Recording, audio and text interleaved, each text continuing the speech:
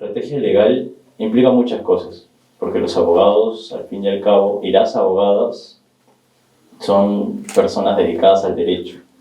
Su materia, su especialidad es necesariamente formar estrategias legales, desempeñarse como lo que son, operadores y profesionales del sistema de justicia. Pero la responsabilidad profesional no solo es una línea transversal dentro de ese sistema de operaciones judiciales o de esa forma de ejecución de estrategias legales.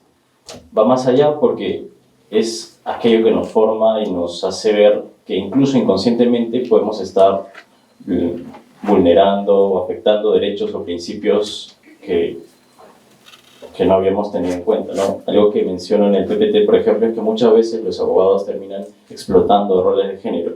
Esto es algo particular en los procesos de familia, porque se habla mucho de lo que implica ser una madre, lo que implica ser un padre, y muchas veces a esto se le suma el instrumentalizar a los niños y niñas, ¿no? Esto es algo que, como digo, muchas veces se termina haciendo de forma involuntaria, porque no todo abogado es consciente de estos límites poco éticos que pueden atravesar nuestra actividad como profesionales. Y esto es muy interesante, ¿no? Pero diría yo que lo más interesante se encuentra en los resultados que hemos conseguido, y es justo de eso de lo que va a hablar la doctora en este momento. Ya para terminar, estamos con el tiempo, justamente la reflexión es qué necesitamos hacer para que nuestros estudiantes y nuestras estudiantes cambien este paradigma del abogado confrontacional, ¿no? Y creemos que necesitamos ponernos más en situaciones de este tipo. Ahora nosotros estamos revisando esto y ya no solamente le estamos pidiendo que reflexionen sobre los conflictos éticos, sino que postulen cómo deberían comportarse de una manera que pueda ayudar a esto que hemos marcado desde el inicio del semestre: el principio de interés superior del niño, la igualdad y esta vocación del fortalecimiento de la familia, que no pasa porque vivan juntos, sino porque se comuniquen bien, y que los y las abogadas no debemos ser pues parte de este ámbito que no mejora las relaciones intrafamiliares. Esto, como les decía, es algo que seguimos reflexionando, y les invitamos entonces a pensar en cómo ponemos a nuestras y nuestros estudiantes enfrente de situaciones reales para que realmente puedan interiorizar esto que queremos, que es un paradigma ético en la profesión. Muchas gracias.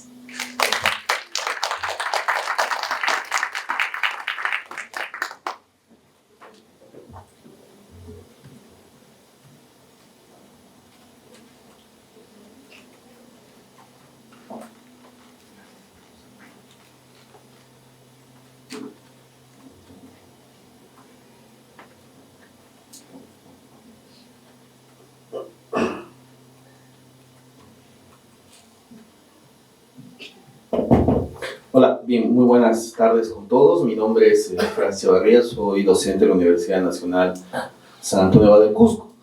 Y lo que quería era contarles y compartir con ustedes, lo primero, la grata, ¿no? Nuestra gratitud frente a la Universidad Católica del Perú y a nuestro capitán de barco, ¿no? El profesor Fernando El Mastro, que por segundo año nos está reuniendo a un conjunto de colegas de todo el país para poder compartir, ¿no? Algunas ideas y experiencias en torno a temas relacionados a la ética profesional.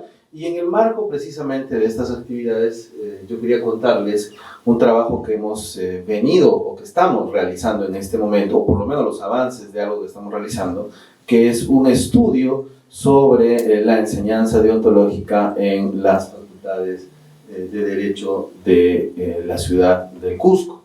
Para ponerles a ustedes un poquito en contexto, en la ciudad del Cusco ya tenemos 4 universidades, 2 de ellas que tienen hasta 2 filiales en distintas provincias del país, una universidad pública, las otras privadas, y en conjunto estamos hablando de que en este momento son alrededor de 5.000 estudiantes que están estudiando la carrera profesional de Derecho, además de los 10.000 colegas que ya tienen su grado y una colegiatura y ejercen la profesión en nuestra ciudad. Con lo cual estamos hablando que para una ciudad relativamente pequeña, ¿no? Una región que tiene un poco menos de 1 millón de habitantes, es pues una gran cantidad de profesionales que están vinculados, en este caso, a la formación jurídica y al derecho, y por tanto esto recae en una necesidad, ¿no?, imperiosa de poder impartir conocimientos y formar a los futuros profesionales en temas de ética profesional como tal. Junto a ello, y contarles que una de las cosas estupendas que se impulsó desde el Consejo Ético o desde el Consorcio para la Enseñanza Ética del Derecho es precisamente discutir con el Sistema Nacional de Evaluación, de Acreditación y Certificación de la Calidad Educativa estándares, ¿no?, que tengan que incluir cuestiones relacionadas a la ética profesional. Y entonces, cuando a través de la resolución 112 del 2022 se estableció pues este modelo de calidad para la acreditación de los programas de estudio de Derecho, y en el cual específicamente en su estándar número 4 dispone la formación profesional, la que debe desarrollarse como un proceso de formación integral, enfatizando en la ética y en el enfoque de responsabilidades, poniendo una especial atención en cuestiones que tienen que ver con el comportamiento ético y esencialmente con la impartición de conocimientos teóricos, pero también sobre todo prácticos y vivenciales, ¿no?, que ayuden a la formación integral del abogado. El problema está, o bueno, no diría que sea un problema, pero sí el reto está en que este enunciado requiere ser aterrizado, ¿no? Se requiere tener una traducción concreta sobre qué cosa es lo que deberían hacer las universidades para poder cumplir con este estándar. Y entonces en ese camino, nosotros como profesores de la Facultad de Derecho de la Universidad Nacional de San Antonio del Cusco, pero también en trabajo coordinado con los profesores de la Universidad Continental y de la Universidad Andina del Cusco, estamos impulsando un proyecto de investigación sobre cómo se está enseñándose la deontología, la ética jurídica en nuestra ciudad de Cusco, amparados bajo un proyecto que son unos fondos de investigación que tiene la Universidad Nacional de San Antonio del Cusco para un proyecto de investigación que va a durar por lo menos 2 años. Entonces el día de hoy lo que quería hacer es compartirles por lo menos lo que hemos venido avanzando hasta el momento para que se pueda saber en qué vamos, ¿no? Entonces, no sé si se logra leer, ¿no? Pero fíjense, el objetivo principal de nuestra investigación es conocer concretamente cuáles son las brechas de contenido en la formación deontológica de los estudiantes de las universidades de Derecho del Perú. Además de eso, saber los problemas pedagógicos que existen en la enseñanza deontológica y establecer también la relación entre la formación deontológica y la propia estructura curricular de nuestras escuelas de Derecho. O sea, vale decir, queremos investigar cómo es el conocimiento, cuáles son las estrategias deontológicas y cómo es finalmente la forma en la cual se imparten los conocimientos deontológicos en nuestras distintas facultades de Derecho. Nuestra hipótesis principal es que la formación deontológica ofrecida a los estudiantes de Derecho no necesariamente guarda armonía con los estándares de calidad que ha establecido concretamente el SINESE. Hay que considerar que estos estándares son relativamente nuevos, pero por lo menos desde una mirada muy rápida que hemos tenido sobre lo que están haciendo nuestras distintas, estas 4 facultades que les he mencionado, es que por lo general pues se trata de materias que no necesariamente son las más importantes, en algunas facultades son electivas, una universidad de ellas ni siquiera la dicta como tal, y en todas pues pareciese que no existe una suerte de uniformidad de contenidos, de estrategias, o por lo menos de circunstancias que permitan establecer que existe un estándar positivo o favorable para todas estas universidades. Y entonces a partir de ello, ya como parte de nuestro marco teórico, es que hemos considerado pues, que podrían existir 3 tipos de modelos de docencia, ¿no? Esta es una tabla que le hemos trabajado con pedagogos de nuestra universidad y lo que queremos saber es cuál es el tipo de enseñanza deontológica que existe, ¿no? En función a 3 tipos. El primer tipo es el que le hemos llamado el modelo de la instrucción, tipo modelo de la instrucción, en el cual se pone un énfasis en esencialmente los contenidos, ¿no? Entonces estamos hablando de una enseñanza sustancialmente tradicional. Un segundo tipo es el que tiene que ver con la capacitación, pero poniendo énfasis en los resultados, ¿no? Entonces esto le hemos llamado el modelo tecnocrático, Y finalmente, la formación o el énfasis en los procesos educativos, vale decir, asumir un modelo de docencia crítica, ¿no? En el cual esencialmente los alumnos puedan tener herramientas para pensar, razonar, aplicar y discutir propias situaciones desde su vivencia, por supuesto en la enseñanza del derecho, con distintos recursos metodológicos, y a todos estos le hemos desarrollado 17 indicadores, ¿no? Concretamente. La concepción, la pedagogía, el lugar del educando en el proceso educativo, el eje, ¿no?, de la relación entre el docente y el alumno, la forma de relación entre los docentes y los alumnos, el propósito de la evaluación, la función educativa, la motivación entre estudiantes y docentes, la función del docente, el grado de participación que tienen los alumnos en el proceso educativo, la formación crítica como tal, el papel del error, ¿no?, hasta qué punto existen posibilidades de poder aprender de esto también, el manejo de conflictos, los recursos de apoyos e inclusive el valor político, ¿no?, que se quisiera enseñar a los estudiantes. Y entonces, bajo todos estos criterios, hemos procurado, como ustedes pueden ver, distintos indicadores que de alguna manera nos ayuden a poder saber cómo es, reitero, la enseñanza deontológica en las facultades de Derecho.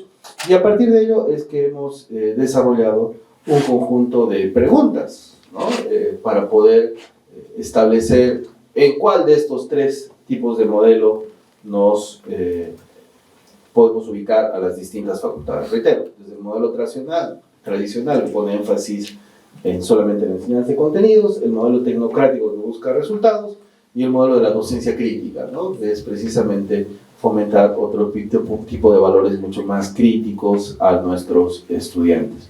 Y entonces cada uno de estos indicadores tiene ya un cuestionario, ¿no?, que tiene que ver con, reitero, estos indicadores. Cómo se concibe la educación o los procesos de enseñanza, cuáles son las estrategias pedagógicas, qué lugar ubican los educandos, cuál es el eje de la enseñanza, la relación del docente con los estudiantes, cómo se evalúa, qué cosas se está evaluando concretamente, la función educativa, el tipo de comunicación, la motivación, la forma y el grado de participación de los estudiantes, ¿no?, desde solamente meros receptores hasta una participación mucho más crítica, el tipo de formación, el error, ¿no?, cómo se materializa e internalizan los errores, el manejo de los conflictos, recursos de apoyos y finalmente el valor político, ¿no?, que intentamos dar a todos nuestros estudiantes. Esta matriz todavía es una matriz que la acabamos de terminar, como les decía, este es un proyecto que tenemos para 2 años. Nos hemos reunido ya con todos los profesores, también con pedagogos que nos están ayudando un poco a afinar esta matriz, y nuestro objetivo es que la tengamos que aplicar en los próximos 2 meses de este año a todas las universidades, ¿no?, a todos los profesores que son responsables de las materias de enseñanza deontológica y de ética jurídica, y una matriz similar también a los estudiantes, ¿no?, a efectos de poder ver una ponderación en esos dos mundos sobre cómo es que se aprecia la enseñanza deontológica en las distintas facultades de Derecho. Y entonces nosotros estimamos que en el segundo semestre quizá, ¿no?, del próximo año ya podríamos dar unos resultados mucho más concretos a efectos de poder tener una fotografía clara y concreta de cómo es que se vienen realizando los procesos de enseñanza deontológica en estas facultades, y a partir de ahí poder establecer estándares o criterios, de ser el caso, que nos permitan cumplir con ese estándar general. Como les decíamos, es algo relativamente nuevo, pero a lo que desde nuestras facultades queremos empujar, acercarnos y colaborar a efectos de cumplir con ellos, pero sobre todo pues con el propósito general de colaborar con nuestros estudiantes y futuros profesionales en la formación deontológica y de la ética jurídica. Bueno, ese es un avance, espero haber cumplido con el objetivo de esta presentación. Muchísimas gracias.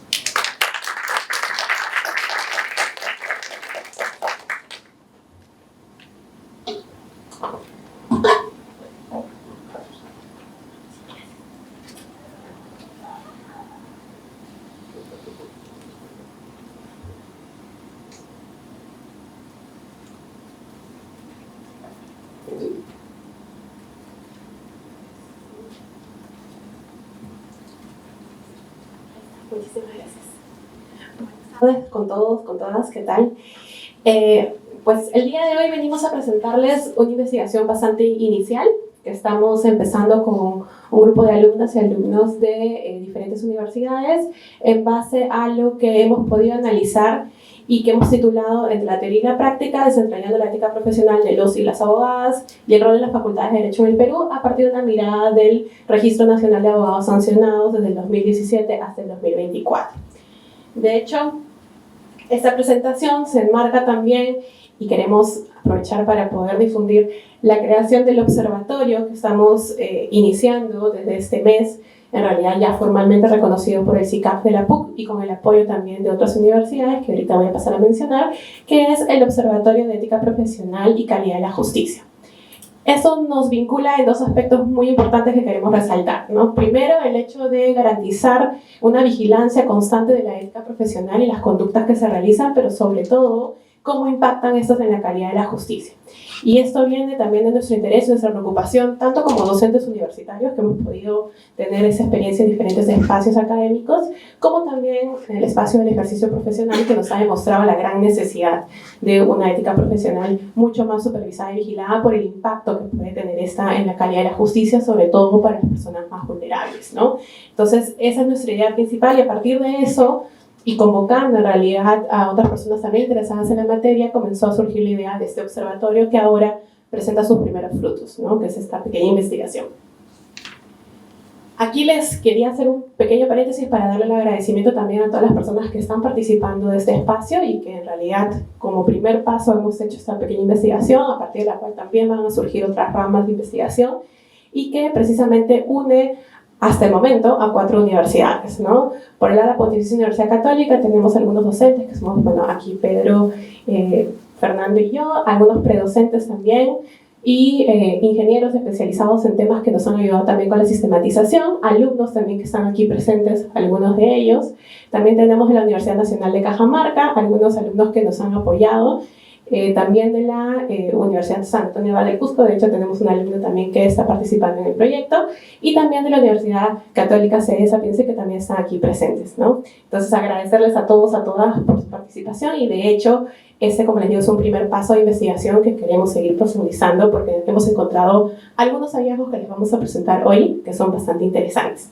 De hecho, la sistematización que se ha hecho para el trabajo se ha hecho de cero, iniciando con la revisión de 2.147 resoluciones que están publicadas en el Registro Nacional de Abogados Sancionados, que son obviamente de acceso público, y nuestros alumnos y alumnas, con obviamente el apoyo y la guía que le hemos podido brindar, han hecho la sistematización a través de la lectura y la clasificación de estas resoluciones, ¿no? Desde cero, iniciando con las del 2017 hasta las de mayo del 2024, que fue que hicimos el corte. Entonces, a través de la herramienta del Power BI hemos podido sacar algunas cifras que les queremos mostrar a continuación y que realmente nos parecen muy interesantes. De hecho, el RENAS, para hacer un pequeño también paréntesis introductorio, el RENAS tiene esta posibilidad de recoger las resoluciones, de hecho debería ser también la regla, por parte de los colegios de abogados y las entidades del sistema de justicia y entidades estatales que generan sanciones a los abogados por faltas éticas. En realidad, ese registro nos presenta una lista de estas resoluciones y también pues genera un acceso a la información. Sin embargo, no sistematiza el contenido de las resoluciones, ni las características propias de las conductas, ni de las personas que son sancionadas. Por eso es que nosotros hemos decidido entrar en ese espacio, también teniendo en cuenta las limitaciones que tiene el RENAS, ¿no? Algunos errores en temas de digitalización, resoluciones que no existen, errores de datos, etcétera, que hemos ido encontrando en el camino, ¿no? Sin embargo, es una fuente de información bastante interesante que nos brinda un perfil claro de cómo se están generando las faltas éticas en la práctica. Quisiera iniciar entonces con la primera cifra que pudimos sacar, y creo que es bastante evidente y bastante gráfica, ¿no? De hecho, hemos tratado de hacer precisamente un gráfico de este tipo para que se vea la diferencia de porcentaje. En realidad, el RENAS no brinda el factor de sexo de la persona sancionada como un elemento, pero lo hemos podido sacar a través del número de DNI que sí figura en la resolución. Esta información nos brinda una cifra de 80% de sancionados que son hombres y 20% mujeres aproximadamente. No tenemos en realidad todavía una situación clarísima de por qué es que esto sucede de esa manera, sin embargo las cifras son bastante evidentes. Podemos tratar de hacer algunas hipótesis de cuál es la relación que hay entre esos porcentajes. Básicamente podríamos también tener en cuenta pues, que el ámbito jurídico ha sido clásicamente un ámbito masculino, en donde los hombres han tenido más presencia tanto en las facultades como en el ejercicio práctico. Sin embargo, en los últimos años esto ha ido cambiando y nuestra experiencia docente nos dice que ahora en los salones la mayoría de estudiantes son mujeres, ¿no? Lo cual en realidad me alegra. Entonces tenemos un espacio mucho más amplio y las mujeres vamos a ir entrando mucho más también en el espacio jurídico. Sin embargo, aquellos que están ahorita en la práctica son mayoritariamente hombres, ¿no? Además, también podríamos hablar un poco de cuáles son los roles de género que podrían estar vinculados con esto. Tal vez alguna idea de que las mujeres tenemos obstáculos más grandes para poder ingresar al mundo jurídico y al mundo laboral, sobre todo, por lo que de repente hay una situación de responsabilidad mayor que sentimos al momento de ejercer el derecho. O tal vez podría vincularse con algún tipo de rol de cuidado que se nos asigna, en donde la responsabilidad es una característica que tenemos que mantener, ¿no? Entonces tal vez también tiene que ver algo con ese espacio. O los estándares éticos, donde las exigencias pueden ser a veces en el comportamiento de las mujeres mucho más fuertes que en el comportamiento de los hombres. Podríamos seguir haciendo hipótesis, en realidad este es un punto de partida de una investigación que recién está iniciando, ¿no? Sin embargo, esta cifra ya nos dice bastante. Con respecto a otro factor importante que es el tema de la edad, creo que también deberíamos resaltar cuál es este tema de la edad respecto a los sancionados, ¿no? De hecho, el 56% más o menos está en el rango entre 40 y 50, y el rango de 50 a 59 es el que se lleva más del 30%, ¿no? Lo cual nos dice que en realidad los abogados y, bueno, abogadas que han estado educados dentro de la década de los 70, 80 han sido los que actualmente generan más faltas éticas, ¿no? Podríamos también hipotizar algunos puntos con respecto a cuáles serían los parámetros de educación ética que se brindan en esas épocas, ¿no? ¿Cuál es la diferencia, por ejemplo, con el código revisado del 2012 en adelante y cómo esto puede haber impactado también en la educación ética en las nuevas generaciones con respecto a las generaciones que se educaron en la época de los 70-80, que más o menos son los que están dentro de ese rango de edad, ¿no? Entonces podríamos tratar también de hacer algunas pues, comparaciones con respecto a los estándares éticos y también la práctica del derecho que lleva a que esta generación sea la más sancionada, ¿no? Entonces, en base a esos elementos iniciales y algunos otros que ahorita también Pedro les va a compartir, hemos hecho este pues, punto básico de inicio para poder a partir de aquí sacar muchas ramas de investigación que creo que van a ser muy útiles para el desarrollo no solamente de la práctica jurídica, sino también de cómo vamos a enfocar la educación del derecho, ¿no? Muchas gracias. Bueno, continuando con nuestra presentación, quisiéramos ir a este gráfico que refleja una creación que hicimos en el observatorio. Entendimos a la hora de la lectura de las más de 2.164 resoluciones que había una serie de comportamientos que tenían que ver con el ejercicio público del derecho, en este caso hablando de abogados y abogados que desempeñan un rol como jueces o fiscales o hacen de función fiscal, y había una labor que desarrollan los abogados en la práctica privada del derecho. Entonces, una de las primeras cosas que hicimos como posterior a la revisión era hacer una separación entre sanciones que tienen que ver con el ejercicio privado del derecho y con el ejercicio público, que tiene que ver con el rol, sobre todo, que desempeña el abogado y la falta ética vinculada al rol que desempeña, ¿no? Entonces lo dividimos en dos y en sentido estadístico, entendiendo esta clasificación, determinamos de que la mayor cantidad de sanciones que hay en el RENASS tienen que ver con abogados y abogadas en el ejercicio privado del derecho. A nivel numérico, claro. Ahora, eso puede tener muchas explicaciones, insisto, son solamente algunas ideas de partida. Esto puede ser, veíamos por ejemplo la prioridad en función al tipo de entidad que reporta el RENASS. De hecho, a nivel estadístico, la mayor cantidad de entidades que reportan a RENASS son los colegios de abogados. Entonces podría tener eso significancia en eso, podría haber otro significado en relación de repente a que los abogados estén más expuestos a situaciones de conductas éticas en relación al ejercicio privado más que el ejercicio público del derecho, podría ser otra posible análisis. Este aspecto todavía, digamos, falta mucho más por revisar, pero sí le damos al menos, creo, la parte numérica de lo que representa esto para nosotros, y ese es el primer punto de partida de la clasificación, porque luego de haber hecho la división entre la ética privada y la ética pública, entendiendo las sanciones en función de este tipo de comportamientos, procedimos a hacer un primer esquema de revisión de estas conductas o subclasificación, ¿no? Entendíamos que hay conductas que tienen que ver con la ética privada, que tienen que ver, por ejemplo, con conductas relacionadas con el ejercicio profesional del derecho, otras relacionadas con las relaciones interpersonales o con terceros, y en esto, sobre todo en la primera, hicimos una subdivisión también en actuación frente al sistema de justicia y actuación frente a los patrocinados. Cada una de estas referencias tiene un cúmulo de casos, un cúmulo de casuística, ¿no? Por ejemplo, en relación al primer supuesto, conductas relacionadas con el ejercicio profesional, por ejemplo, veíamos casos de abogados que visitaban a la contraparte para amenazarla, ¿no? Casos de abogados que visitaban a la contraparte para amenazarla, casos de abogados que no cumplían con su trabajo pese a que se le pagaba, el pago, o sea, le pagaban sus honorarios pero no cumplían con el trabajo, o abogados simplemente que se desistían del proceso sin siquiera avisarle al patrocinado, ¿no? Tipo de situaciones que estaban dentro de esta categorización.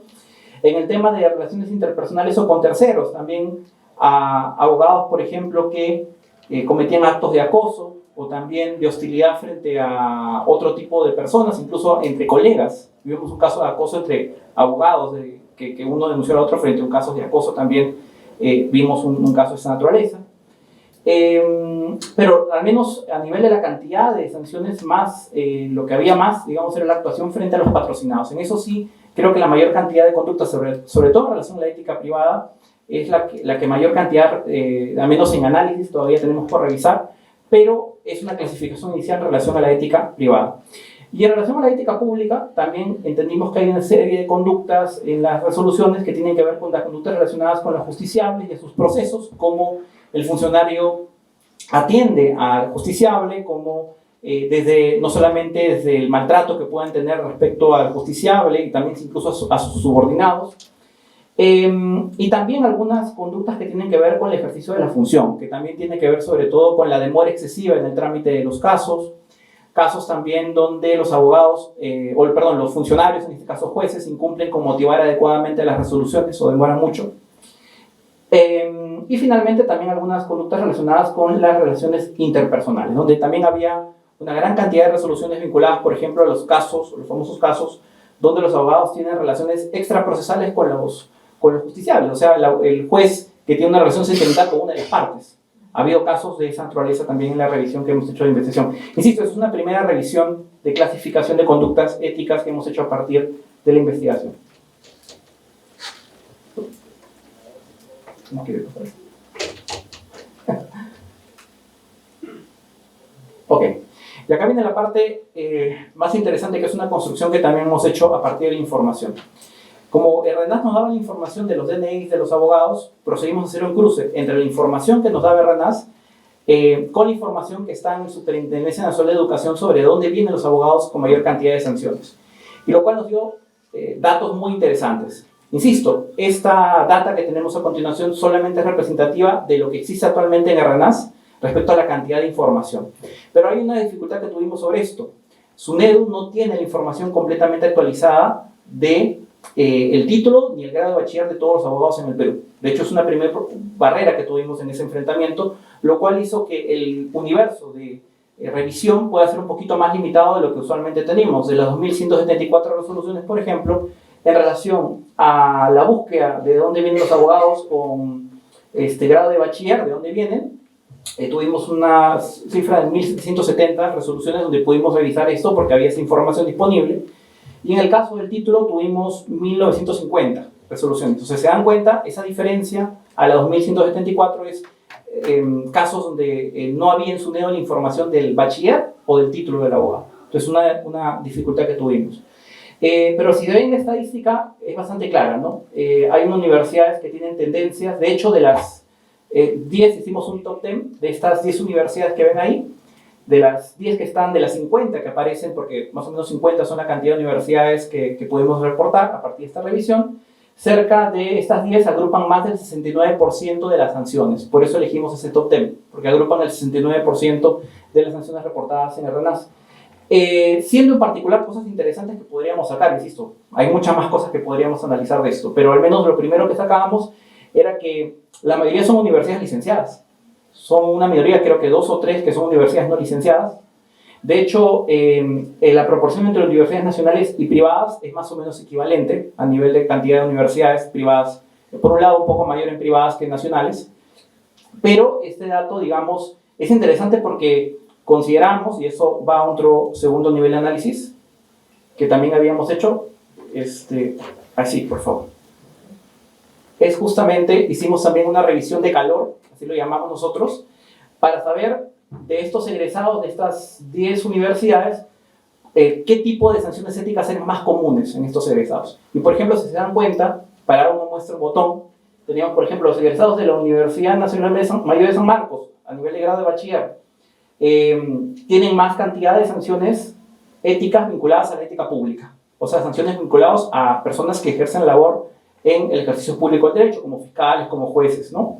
A diferencia, por ejemplo, los egresados de la Universidad Católica Santa María de Arequipa, donde el 86% tienen que ver con sanciones en la ética privada, o sea, sanciones que tienen que ver con el ejercicio privado del derecho. Esto puede ser interesante porque puede marcar la pauta, al menos de repente, que el perfil del egreso de los estudiantes los está llevando a trabajar más en el sector público o en el sector privado, y también podría ser sintomático para saber si es que ese tipo de espacios son los que los hacen más o los expone más a situaciones que implican a la ética profesional, ¿no?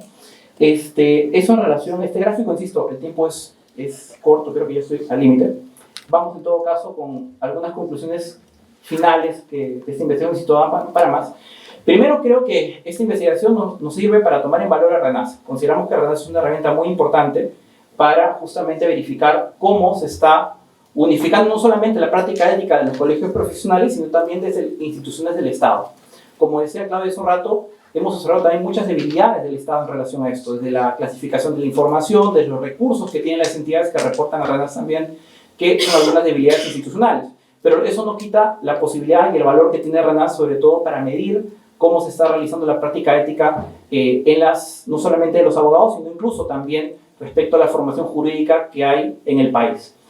También la evidencia recopilada en esta investigación demuestra que también puede ser una herramienta muy interesante para medir los riesgos en los cuales se encuentran los egresados de las facultades de Derecho, a partir sobre todo de la medición que hemos hecho. Sabiendo de repente que hay más egresados que están más presentes, sobre todo riesgos, o el riesgo está más presente en la ética privada, de repente las facultades de Derecho pueden tomar decisiones más acordes a esos riesgos, de repente en la formación curricular, también en la prevención de ese tipo de conductas a través de programas con los egresados. Son cosas que se podrían trabajar de repente a partir de ese tipo de información.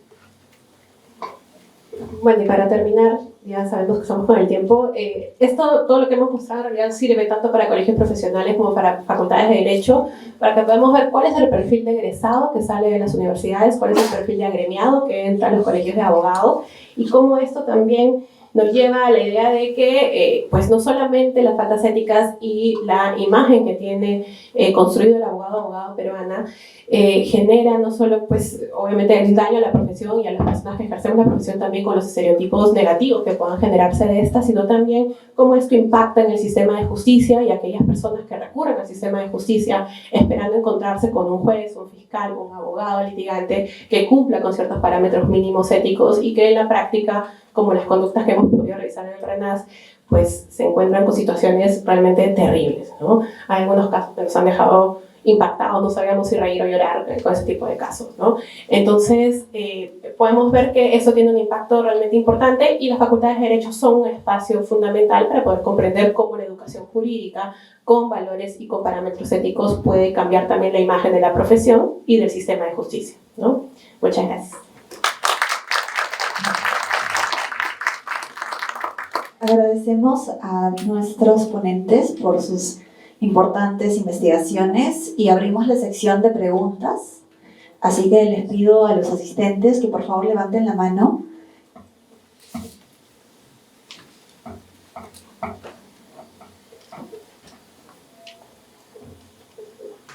Buenas tardes. Muchas gracias por las exposiciones. Yo dos preguntas, empezaré por los primeros datos. Me parece muy valioso la información que han obtenido sobre RENAS. Sí, una votación. Veo, por ejemplo, en el caso de Arequipa, que están las dos universidades emblema, tanto la Nacional de San Agustín y la Católica de Santa María. Eso también entiendo como sobre todo está relacionado al ámbito privado, obedece que el Colegio de Abogados de la ciudad está reportando. Quiere decir también que, si digamos, no sé, la ciudad de, no sé, no Cusco, ya, uno, el Colegio de Abogados no reporta, uno va a salir con muy baja cantidad de sancionados, ¿no? Eso también hay que considerarlo porque es muy interesante el estudio que realizan, ¿no? Porque se puede dar una cuestión contradictoria, ¿no?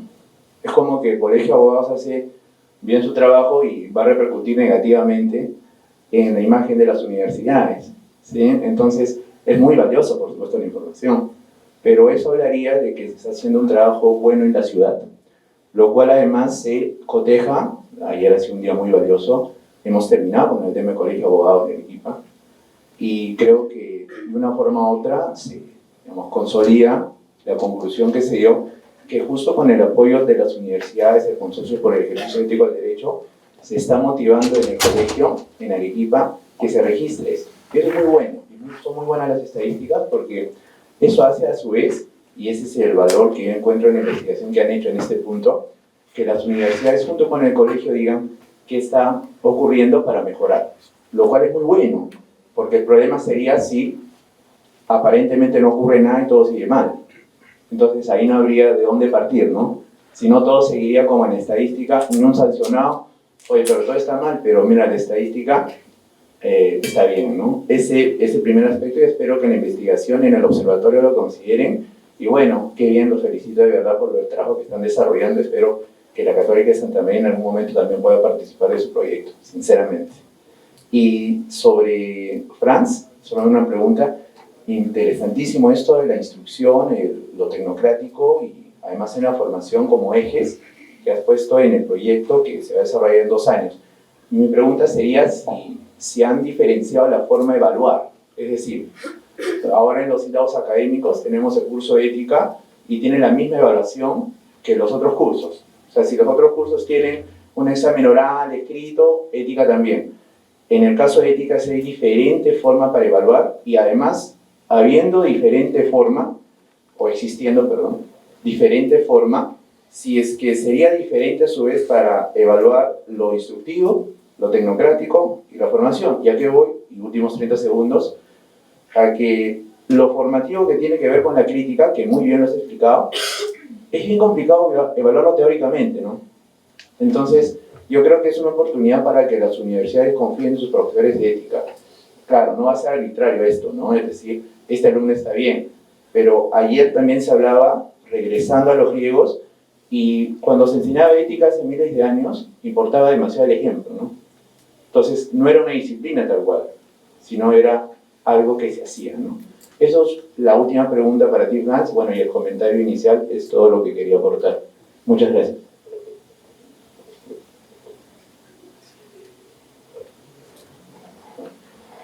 Bueno, muy buenas tardes.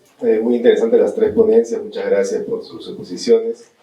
Yo tengo comentarios a la segunda y a la tercera. Franz, claro, has hecho un trabajo impresionante de elaboración de indicadores con objetivos y una lista larga. Quizá, claro, esto que pareciese una investigación cuantitativa, quizá probablemente deba complementarse con observación de clase, con algo más cualitativo, y además los indicadores que se han construido, que seguramente se marca sí, no, y la lista, quizás se pueda complementar también con entrevistas a 3 grupos, ¿no? Autoridades, docentes, estudiantes. Mencionaste estudiantes para complementarlo, me parece estupendo. Y bueno, había olvidado de mencionar, claro, sobre todo para las 2 ponencias finales, que me parece una maravilla que sea investigación empírica, con datos empíricos, en medio de facultades de Derecho que estamos tan acostumbradas a hacer investigación, sobre todo dogmática, de lectura de textos y a lo mucho lectura de sentencias. Entonces, recoger data es algo que falta mucho y en ética, además, es una carencia que siempre ha existido. En cuanto a la tercera ponencia, me parece impresionante también todo este trabajo de sistematización de la información que hay. Este registro es una fuente muy rica para ser explotada, y que, claro, con lo que ustedes ya han hallado ya es bastante. Igual hay muchos datos que nos llevan a otras investigaciones que se puedan hacer, y sobre todo a reflexiones ya con la información que se puede hacer, es decir, entregarle a la universidad a las 10 universidades que están en el top 10, ok, mira, este es el número, porque esto es numérico, eso no es comparativo, no son números relativos, sino números absolutos de gente de tus universidades que se encuentran en estos tipos de problemas éticos, incluso sancionados, ¿no? Porque un montón de problemas éticos que no llegan a ser sancionados. Entonces, estas universidades deberían hacer una reflexión de cómo es que se llega a esto, es decir, cómo es que de nuestras aulas o de esas aulas pueden salir profesionales que incurren con este nivel de cantidad en estas infracciones. Y lo mismo para los colegios de abogados, es decir, colegios de abogados de cada una de las regiones, de cada una de las ciudades, probablemente, donde se han producido esto. Es una investigación que ustedes hacen, lleva a esa reflexión posterior. Luego lo otro es ponerlo en números relativos, es decir, claro, y es más complicado porque ustedes han hecho un gran trabajo de comparación de información con esto del DNI, con esto del registro de SUNEDU, pero claro, si una universidad arroja al mercado 4.000 egresados al año, probablemente de esa universidad van a salir la mayor cantidad de personas sancionadas. En cambio, una universidad pequeñita que arroja solamente 500, probablemente de esas salgan menos. Pero si de la 500 salen 50 sancionados y de la que arroja 4.000 salen 50 también, entonces hay una diferencia en cuanto a relativo y queda una proporción un poco más cercana de la responsabilidad ética de estas universidades en la producción de abogados y abogadas que están siendo sancionados. Entonces es un trabajo gigantesco, pero quizá valdría la pena explorar si se puede hacer, porque también quizá no se puede hacer, porque la investigación empírica es así, es decir, hay cosas que no se pueden lograr porque son muy difíciles de conseguir.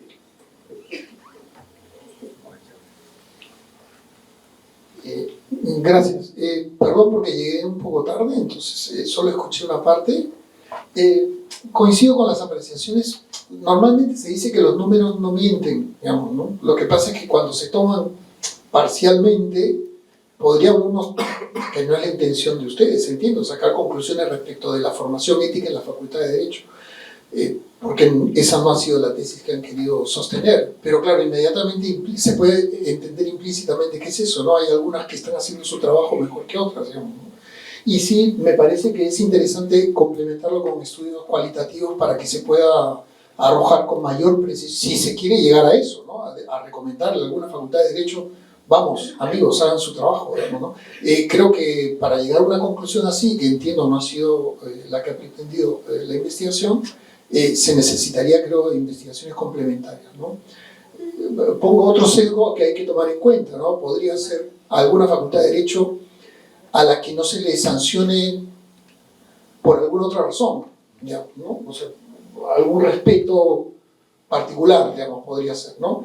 Incluso yo enseño en una facultad de Derecho que no está ahí, pero quizá somos tan poquitos los que salen de mi facultad de Derecho que no entramos al top 10, ¿no? Eso justamente lo había pensado también, entonces no, yo podría decir, yo enseño en una facultad de Derecho que no está en el top 10, pero es que votamos tan pocos abogados que por ahí que no aparecemos, ¿no?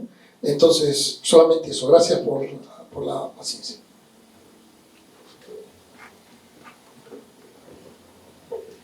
Buenas tardes, felicito la información que han recopilado y quisiera decir la razón por la cual voy a hacer esta observación. Yo actualmente soy miembro del Consejo de Ética del Colegio de Abogados de Lima, que tiene sus problemas muy propios, entre otras por la cantidad de abogados que estamos afiliados. Se representa en asamblea vía delegados. No tenemos asistencia masiva de abogados para las asambleas o para las elecciones en general. ¿Y qué hay allí? Yo tengo 4 meses en el ejercicio del cargo y tengo muy claro que la lucha antiética juega su papel. Bloquea decisiones, corta información, no se reporta al Ministerio de Justicia, al órgano pertinente, las sanciones impuestas. Todo eso lo hemos detectado. ¿Qué hay que hacer? Creería que sería muy importante si ustedes pueden, ampliando el universo de la investigación, concordar la data. Por ejemplo, el Colegio de Abogados de Lima, que es el gremio más grande e importante del país, la data del portal del Ministerio de Justicia y la data interna. Estoy seguro que se van a encontrar con muchas sorpresas. No sé si un porcentaje 20-10, pero parte de la lucha oscura es bloquear la información. Cuando no pueden bloquear la sanción, bloquean la información pública. Eso está muy claro para mí.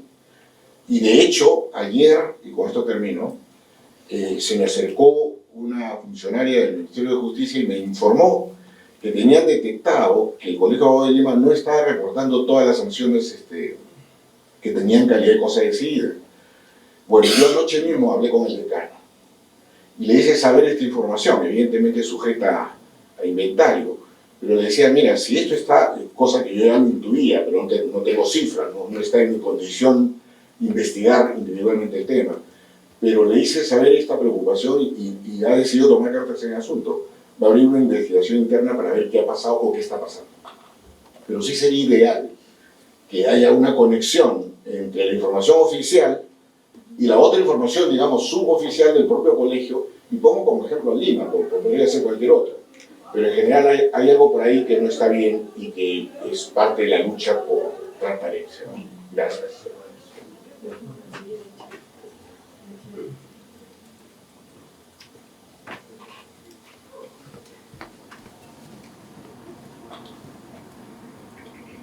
Gracias. Saludo a la mesa. Felicito en primer lugar la creación del Observatorio de Ética Profesional y Calidad de la Justicia.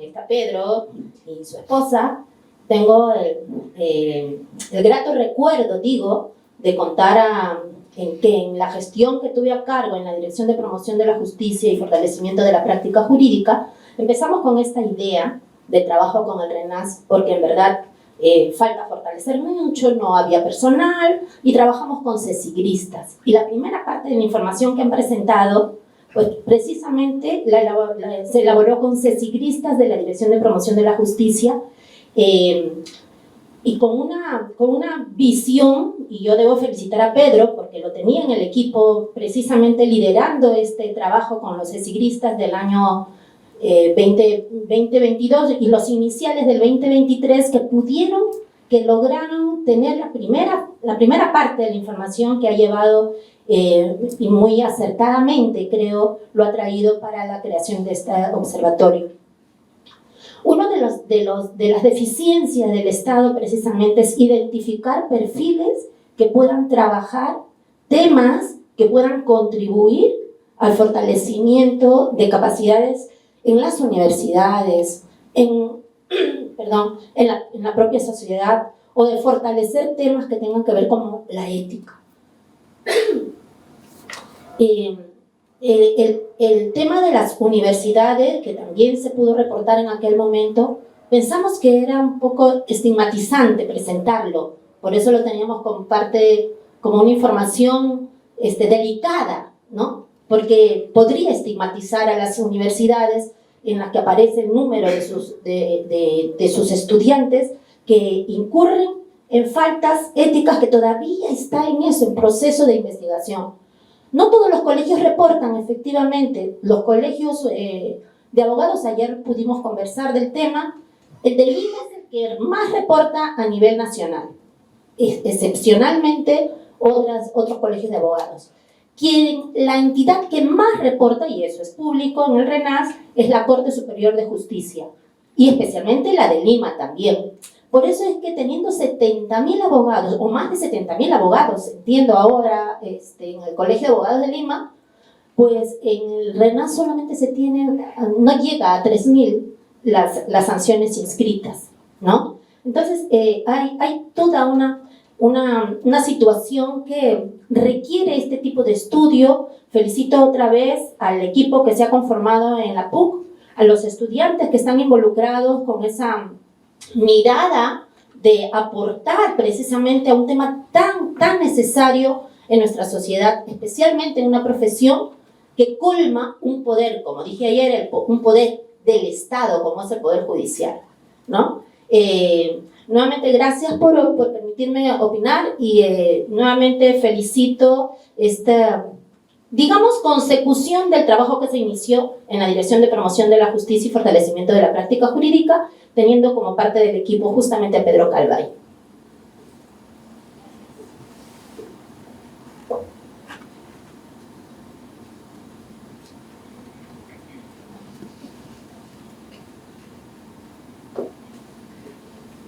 Quería felicitarlos a todos porque me gustaron muchísimo las tres ponencias. Tenía una pregunta y un comentario para cada uno de ustedes. Para Marcela y Edmer, felicitaciones, me encantó la actividad. Quería preguntarles qué creen que explica que a pesar de hacer toda esta actividad de la película, la postura crítica y todo, después en la audiencia los estudiantes siguen en ese modo adversarial. O sea, ¿qué intuición tienen ustedes detrás de eso? Para Franz, pues felicitaciones por la investigación. Más que una pregunta era compartirte una sensación, un comentario. Yo creo que de los tres modelos de instrucción que mostraste, de no instrucción sino como de metodología, creo que idealmente todos estamos parados como en este último, no en el más crítico, y creo que apuntamos a hacer eso en ética.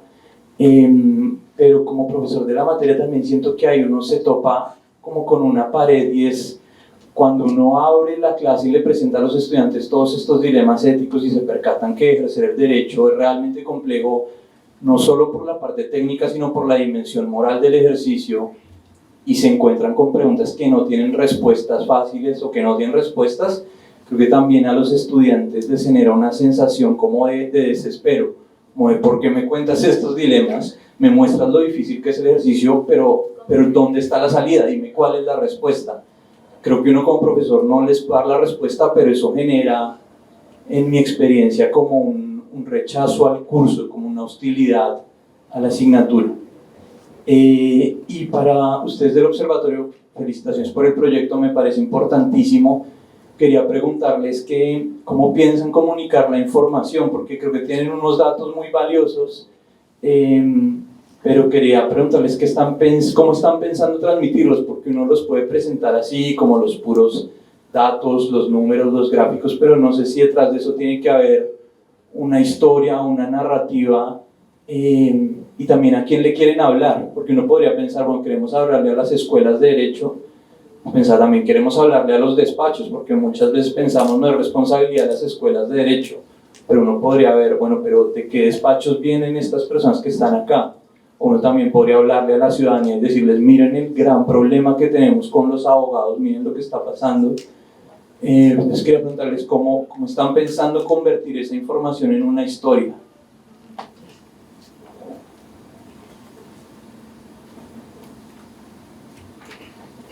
Sí, estamos acá conversando con Edmer. Creo que tenemos dos visiones. Una mía tiene que ver con los cursos y cómo vamos formando a partir de diferentes expresiones a estos estudiantes que muchas veces cuando se ponen en terno sienten que tienen que cumplir un rol y cuál es esa performance que tienen que hacer, porque incluso en las audiencias me preguntaban, tenemos que venir con terno y ahí cómo asumen el rol, pero Edmer también tiene un comentario. Sí, y esto es más parte de lo que pienso como estudiante, y tiene que ver con que uno cuando está estudiando, no importa cuántas veces te lo cuenten, no importa si lo haces en una simulación, al final conoces la práctica ya cuando estás en la práctica, y estar ahí implica saber que lo que estás viendo no es lo mismo, no todo es tan fácil, no todo cuadra como en las lecturas, en un examen, y depende mucho también del área en el que te desarrolles profesionalmente, ¿no? Creo que todo eso suma a que cuando uno pasa a ver los casos y lo hace en primera persona, recién se conoce como profesional, y ahí es cuando toma la decisión de si eres todo aquello que has entendido como un abogado justo, correcto, ético, o si no lo eres, y en qué medida lo eres o no lo eres. Bien, hola. Bien, bueno, muchísimas gracias por el interés y las preguntas y reflexiones en torno a esta investigación. Quizá yo lo que quería contar es que estos temas, sí, por lo menos en mi ciudad y mi universidad, son recientemente nuevos. o estamos intentando institucionalizarlos de alguna manera. Para que entren en contexto, en nuestra Facultad de Derecho somos menos de 500 estudiantes, ¿no? Entonces yo soy el profesor del curso, recientemente hay 2 profesoras más que se están sumando a ese equipo, pero no somos muchos. También en las otras universidades son relativamente pocos los docentes que se encargan de estos temas como tal. Por eso es que estamos intentando pues, pilotear la nave, ¿no? De alguna manera en este escenario. Ahora, en cuanto a los tipos de docencia, yo les había advertido, ¿no? O sea, nuestro propósito es identificar qué características hay desde este tipo de docencia tradicional, que es la memorística, ¿no? La que imparte solamente conocimientos, la de la pizarra y el plumón, ¿no? Sin mayor capacidad crítica, la docencia tecnocrática que se encarga del resultado como tal. Lo que nos importa es que el alumno sepa de esto y que sea un abogado competente y ya. Y el otro es pues la docencia crítica, ¿no? Que es precisamente fomentar valores, capacidades analíticas, ¿no? Contextualizar las situaciones para que nuestros futuros profesionales puedan resolver de mejor manera. Ciertamente, y comparto con lo que decía nuestro colega colombiano, lo ideal sería estar pues, en este modelo de docencia crítica, que es finalmente el que coincide con el estándar de ICNASE. Pero la verdad es, y como les decía, hemos hecho un mapeo muy rápido, ¿no? No voy a decir en qué universidad, pero por ejemplo en una de ellas hemos encontrado que los alumnos, la manera de aprender la deontología jurídica es aprenderse el código de memoria, ¿no? Entonces esto es una locura, ¿no? O sea, que no tiene creo mucho sentido, pero algunos consideran eso, ¿no? O sea, tienes que aprender los artículos y demás de una forma memorística. Entonces, ese, por ejemplo, es pues un clásico ejemplo de este tipo de docente tradicional. Pero sí quizá algunas cosas interesantes que hemos venido haciendo con el tema. Yo me encargo de este curso ya durante los últimos 3 años, y entonces hemos hecho algunas cosas para intentar renovarlo de alguna manera. El docente que enseñaba antes que yo asuma esta cátedra ya era un docente jubilado como tal, que ha estado alrededor de unos 10 años dictando el curso. Pero entonces hemos intentado darle un cambio, ¿no? Esencialmente, a ver, ¿qué les puedo contar? Algunas de las cosas interesantes que hemos hecho son, por ejemplo, lecturas críticas de libros de literatura como tal, no necesariamente materias deontológicas como tal, pero por ejemplo han leído a John Grisham, ¿no? Están leyendo el abogado defensor, el defensor, están leyendo los juristas del horror, por ejemplo, ¿no? Películas también, y en esto también un poco la consonancia con la profesora Guaita, ¿no? El abogado del mal, el abogado del diablo, ¿no? Y a partir de eso generar debates sobre distintas situaciones en torno a conflictos o asuntos deontológicos que pudiesen existir. Visitas de abogados reconocidos de nivel nacional o también de nivel local para que nos cuenten y les cuenten a los alumnos sus propias experiencias.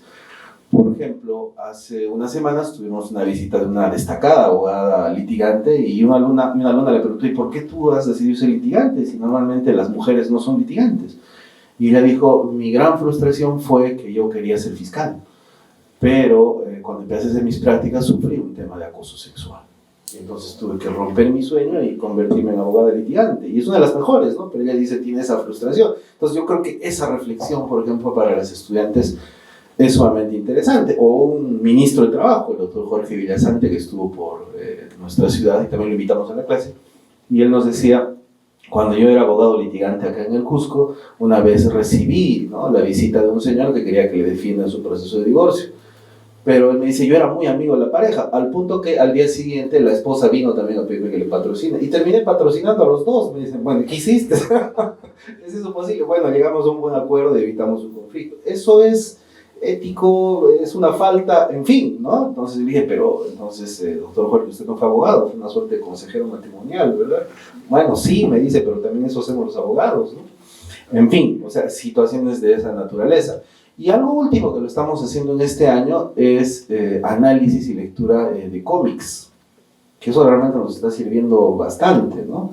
Entonces, por ejemplo, los alumnos en este semestre están leyendo Daredevil, ¿no?, como tal.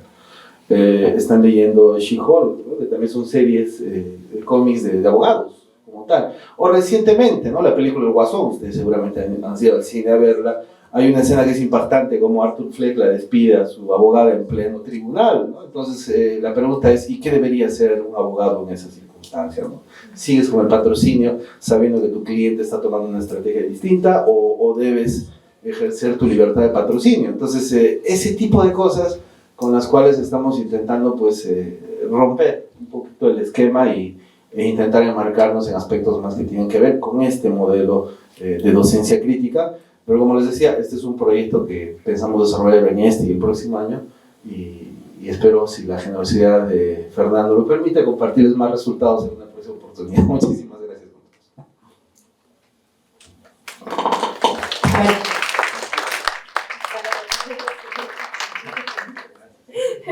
Para tratar de resumir los comentarios, en realidad, desde el inicio, como señalábamos, son cifras iniciales. Obviamente, hemos empezado hace muy poco con la recopilación y sistematización de información. Sabemos que hay mucha cifra oscura, y eso obviamente sucede en todo tipo de investigaciones de esas características, en realidad.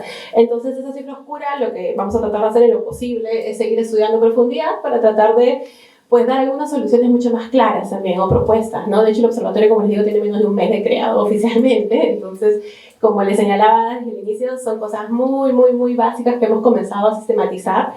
De hecho, como señalaba la doctora, Pedro, cuando estaba en MINJUS, tuvo esta idea. Sin embargo, pues, no llegó a cuajar por completo, por lo tanto, empezamos desde cero. Y también eso quiero agradecerles y reconocerles el trabajo de los chicos y chicas de las 4 universidades, porque en realidad se han hecho el trabajo de leer cientos de resoluciones para poder ayudar a sistematizar, ¿no? Y eso en realidad ha sido un trabajo muy fuerte. Ellos mismos y ellas mismas se quedan impactados de las conductas que han leído, y todos los días nos decían, mira lo que he encontrado el día de hoy, ¿no? Y nos sorprendían a nosotros mismos también con lo que iban encontrando. Ya hace unos meses que veníamos haciendo el trabajo de sistematización, pero recién estamos reconocidos probablemente como observatorio. Y de hecho aprovecho también para que pues, las otras universidades que deseen participar en conjunto, pues obviamente son bienvenidas, porque recién estamos iniciando. Así que si hay otras universidades que deseen participar, son más que bienvenidas, porque en realidad la idea es mejorar el sistema de justicia y la calidad de la justicia para todos, ¿no?